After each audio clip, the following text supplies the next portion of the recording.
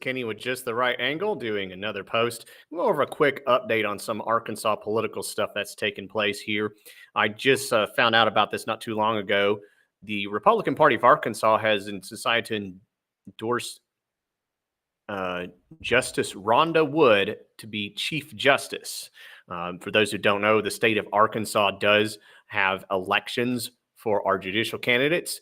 However, they're basically supposed to be nonpartisan, meaning we're not supposed to know where they stand. So it can be difficult to tell where judges stand. But based upon her statements and some of her rulings in the past, the Republican Party of Arkansas has decided that Justice Rhonda Wood is the best person to vote for in the November election.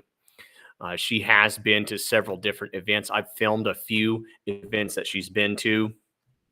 You can look them up on my YouTube channel, Keep Arkansas Legal, or on Rumble. I believe I have some of her items here on Rumble itself. Don't know that much about some of the judicial races. Of course, the Arkansas Supreme Court is a very important position. They are actually right now deciding on one of the issues regarding the ballot initiatives. Of course, any court decision every position is important, but the Arkansas Supreme Court is often where a lot of cases go. There was recently the case regarding the attempt to put abortion on the ballot that was presented before the Arkansas Supreme Court. The people who gathered the signatures for that did not properly submit their papers regarding paid canvassers. They did not use the proper form, and it wasn't signed by the proper person. So that major case was decided recently in the Arkansas Supreme Court. I believe there are 9 justices, and of course, even one justice can make a huge difference in the policy that is set forth within the state of Arkansas.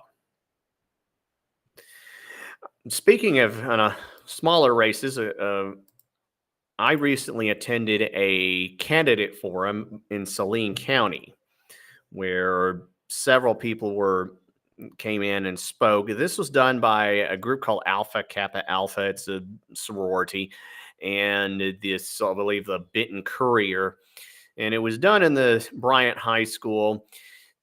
Several candidates were only allowed to give really their introductions because there were so many, and I kind of wish that there had been questions from the audience, but there was one person there who is a solid conservative, and that is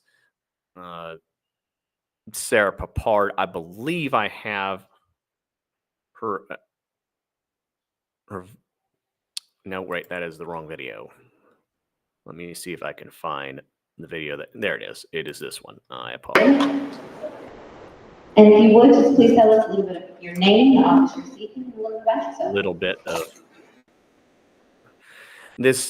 They had to organize this. Actually, it's a good thing I was there because there was someone else that was supposed to live stream and film this, and for some reason their system didn't work.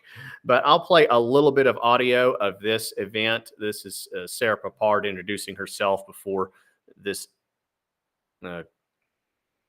ballot initiative, this candidate forum. Hold on just a second. Okay, my name is Sarah Papard without H. I grew up in Iran, and I moved to the United States around 12 years ago. And I really appreciate all of you for having me.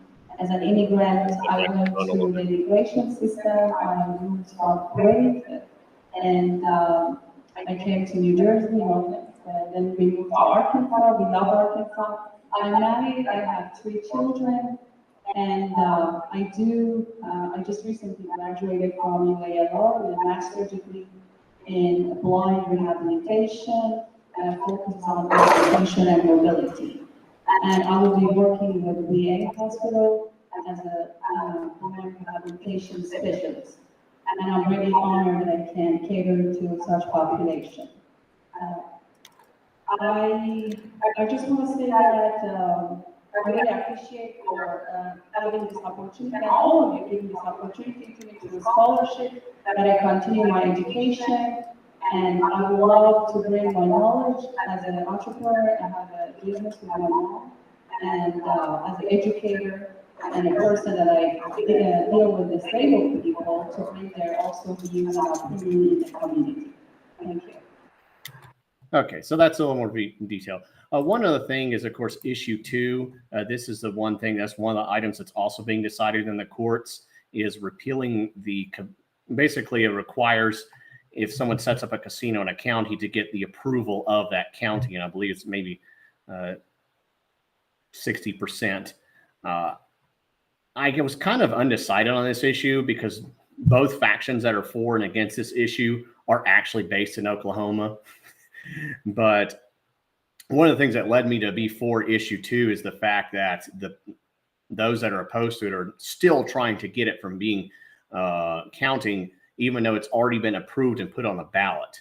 And that's one of those, there needs to be really some tort reform in regards to these ballot initiatives. Once it gets on the ballot, then all legal issues should be exhausted once it actually gets on there.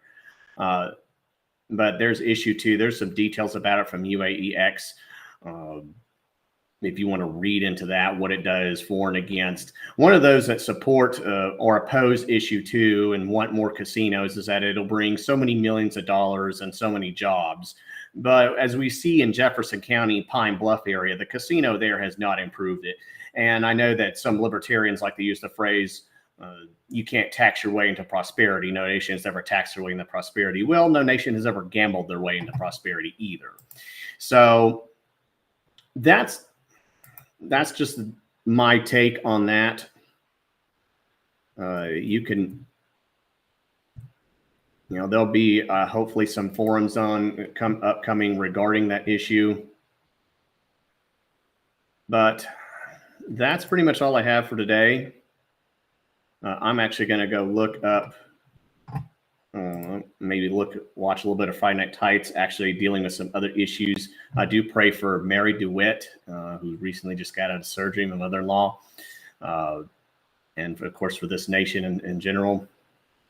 But anyway, y'all have a great day. Find a way to get involved. And that's it.